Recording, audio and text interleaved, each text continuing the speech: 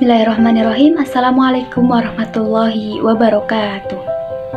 Perkenalkan, nama saya Afrida Naswa Sabrina dengan nomor NIM 224110403091 dari kelas 3 PPAC. Untuk memenuhi tugas UAS mata kuliah Sejarah Kebudayaan Islam dan Lokal, maka di sini saya akan sedikit menjelaskan tentang sejarah Kabupaten Banyumas. Di masyarakat Jawa, kebudayaan merupakan hal sentral yang menjadi bagian kehidupan sehari-hari. Kebudayaan merupakan hal sentral yang dibagi menjadi dua, yaitu penduduk pesisir dan pendalaman. Pada masyarakat pesisir, terutama pada bagian utara, yang aktivitasnya berhubungan dengan perdagangan dan nelayan, memiliki pengaruh yang kuat dari Islam. Sementara daerah-daerah pedalaman yang bercorak kejawen berpusat pada kota-kota kerajaan Yogyakarta dan Surakarta, serta keresidenan Banyumas, Kedu, Madiun, dan Malang. Wilayah Jawa Tengah bagian barat selatan atau JTBS yang meliputi Banyumas, yaitu ada Cilacap, Purbalingga, Banjarnegara, dan Kebumen. Dalam sejarahnya mempunyai kaitan dengan sejarah kerajaan di Jawa. Sejarah kerajaan Jawa tidak bisa lepas dari eksistensi Majapahit, Kesultanan Demak, Mataram, Yogyakarta, dan Kesunanan Surakarta. Kerajaan-kerajaan besar di Jawa tersebut merupakan secara geografis cukup jauh dari wilayah JTBS. Kondisi ini cukup berpengaruh terhadap konstruk kebudayaan JTBS yang sangat berbeda dengan tradisi dan kebudayaan keraton. Dari sisi bahasa misalnya, masyarakat JTBS itu memiliki dialek yang sama seperti dengan Brebes dan Tegal, ya, yang biasa disebut dengan ngapak. Dan ngapak ini adalah menjadi ciri khas utama Banyumas dalam konstelasi kebudayaan Jawa. Sangat khas sekali ngapaknya orang Banyumas. Secara historis, sejarah masyarakat JTBS terbentuk dari zaman prakolonial atau masa kerajaan Jawa. Majapahit merupakan kerajaan sentral yang memberikan pengaruh secara luas terhadap masyarakat Jawa termasuk JTBS. Dalam kehidupan keberagaman, Hindu-Buddha merupakan kepercayaan yang mayoritas dianut masyarakat selain kepercayaan lokal tersebut. Pada perjalanannya, pengaruh agama-agama tersebut, terutama Buddha, masih terasa dalam kehidupan keberagaman masyarakat JTBS. Keagamaan dalam pola Buddha yang tidak memiliki atau mengenal dewa selaras dengan karakter kebudayaan masyarakat JTBS yang egaliter dan tidak mengenal kasta atau stratifikasi. Lalu, berdirinya Banyumas yang wilayahnya meliputi Kabupaten Banyumas, Banjarnegara, Cilacap, Purbalingga, dan Kebumen bersamaan waktunya dengan meninggalnya Sultan Hadiwijaya tahun 1582. Meninggalnya Sultan Hadiwijaya menjadi awal runtuhnya Kerajaan Pajang dan titik awal proses berdirinya Kerajaan Mataram.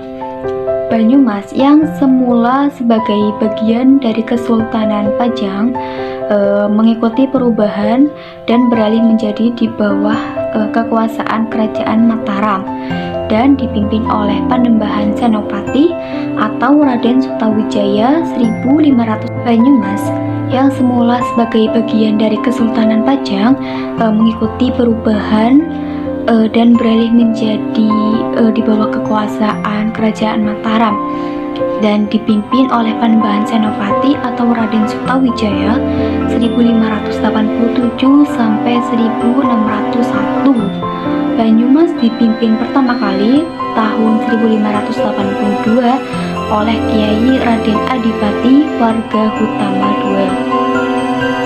Oke, dilanjut dengan pembahasan yang kedua, yaitu masyarakat Jawa Tengah bagian barat selatan, khususnya di bagian Banyumas ini sebelum Islam datang. Nah, bagaimana keadaan sosialnya?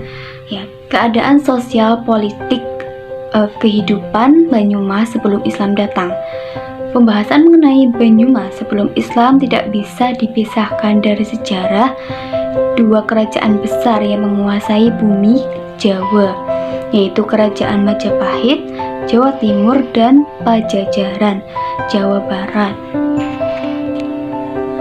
Alur Majapahit yang kemudian membentuk Banyumas bisa ditelusuri pada sejarah berdirinya Kadipaten Wirasaba I abad 15. Sementara jalur Kerajaan Pajajaran dapat ditemukan pada sejarah berdirinya Kadipaten Pasir Luhur pada abad 14 sampai 15. Setelah dua kerajaan besar tersebut, kerajaan-kerajaan di Jawa Tengah bagian Jawa Timur, Demak, Pajang, dan Mataram mengambil alih wilayah Banyumas dengan membangun Kadipati Wirasaba II dan Kadipaten Banyumas pada abad 16 sampai 19. Dengan demikian, Banyumas sebenarnya hanyalah merupakan kota kabupaten yang merupakan bagian dari baik Kerajaan Majapahit, Pajajaran maupun kerajaan-kerajaan di Jawa Tengah dan Jawa Tengah bagian timur. Oke, dilanjut pada bab yang kedua, yaitu bagaimana kehidupan masyarakat Jawa Tengah bagian barat selatan Banyumas pada sebelum Islam datang. Yang pertama ada kehidupan sosial politik.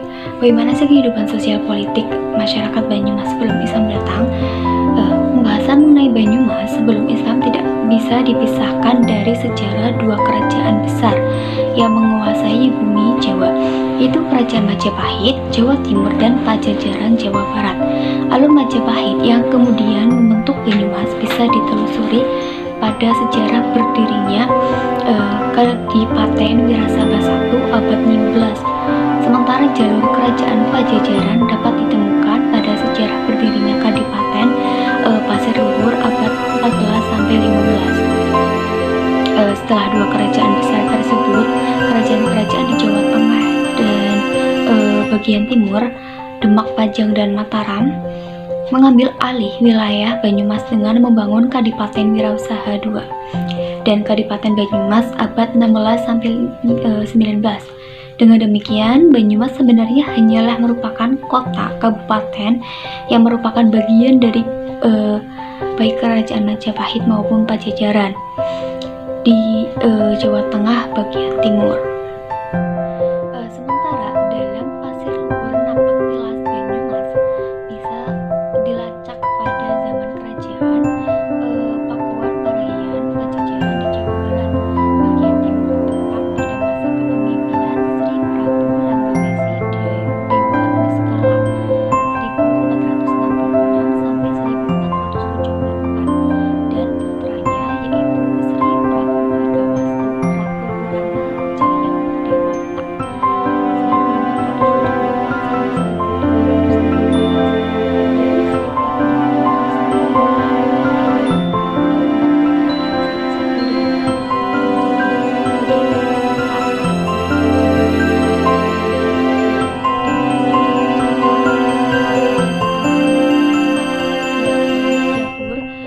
Raden Haria Banyak Ngampar dan Dewi Rena Pamekasan.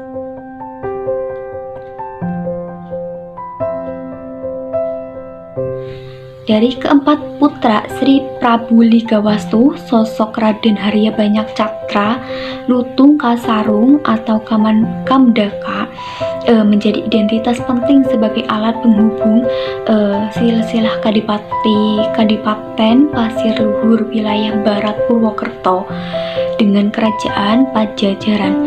Kekuasaan Pajajaran atas Kadipaten Pasir Luhur hanya sampai pada keturunan keempat Prabu Ligawastu melalui jalur Haria Banyak Cara, yaitu yaitu Adipati Banyak Catra Kamandaka, Adipati Banyak Wirata, Adipati Banyak Rama, Adipati Banyak Kesumba. Meskipun setelah Adipati Banyak Kesumba, Pasir Luhur masih dipimpin oleh keturunan Banyak Cakra, yaitu Adipati Banyak Belanak dan Banyak Oleh. Namun Pajajaran tidak lagi menjadi penguasa atas Pasir Luhur, melainkan kerajaan Demak Islam. Di kalangan masyarakat Banyumas dikenal ada Gium, Adoh Retak, Wedak Watu. Ini adalah gambaran konkret kondisi Banyumas yang berada pada wilayah perfeksi, bahkan terisolasi dari pusat pemerintahan ratu, tetapi mereka sangat dimanjakan oleh alam, waktunya yang subur. Intensi dialog dengan alam inilah yang membentuk watak masyarakat Banyumas lebih jujur, apa adanya, dan dewasa dalam bersikap. Tokoh Bawor adalah referensi dan sekaligus filosofi hidup yang menggambarkan bagaimana ada Gium Adoh Ratu Jedak Watu tersebut mengakar dalam kehidupan sosial masyarakat Banyumas. Dalam cerita pewayangan, tokoh Rator itu adalah anak sulung dari Semar. Menariknya, tokoh Bawor itu gaya geragak wayang Banyumasan dan Pasundan. Sementara dalam geragak Surakarta tidak dikenal tokoh Brawor. Kemudian perkembangan Nahdlatul Ulama di Jawa Tengah bagian selatan. NU adalah suatu jamiah dan diniyah Islamiyah didirikan di Surabaya pada tanggal 16 Rajab 1344 Hijriah atau 31 Januari 1926 Masehi. Berakidah Islam menurut Ahlus Sunnah wal Jamaah dan menganut salah satu mazhab yaitu Maliki, Hanafi, Syafi'i, dan Hanbali. Sebagai jamiah keagamaan dan organisasi masyarakat, NU memiliki prinsip-prinsip berkaitan dengan upaya memahami dan mengamalkan ajaran Islam, baik yang berhubungan dengan komunikasi vertikal dengan Allah, hablum minallah, dan komunikasi horizontal dengan manusia, hablum minannas. Pedoman ajaran keagamaan bagi umat Nahdiyin di Banyumas erat kaitannya dengan preferensi politik yang ada. Habitus disigalakan sebagai kesadaran praktis, practical continuous menurut Firde. Habitus, model dan ranah berkaitan erat satu sama lain, saling berkaitan. Keduanya akan membentuk praktik. Sebuah hasil penelitian yang ditulis oleh Lutfi Maksain menekankan salah satu yang sangat pokok dalam doktrin Sufi yang mengajarkan pada pengikutnya bahwa Tuhan bisa digapai dengan praktik pemurnian hati dan penyucian diri secara terus dan zikir dan perantaraan guru pada guru dan atau mursyid. Mungkin cukup sekian cerita singkat tentang sejarah kerajaan Banyumas. Apabila ada tutur kata yang kurang berkenan atau ada ucapan dalam penjelasan tadi, mohon dimaafkan, dan saya mengucapkan terima kasih banyak kepada penonton yang masih setia menonton video saya di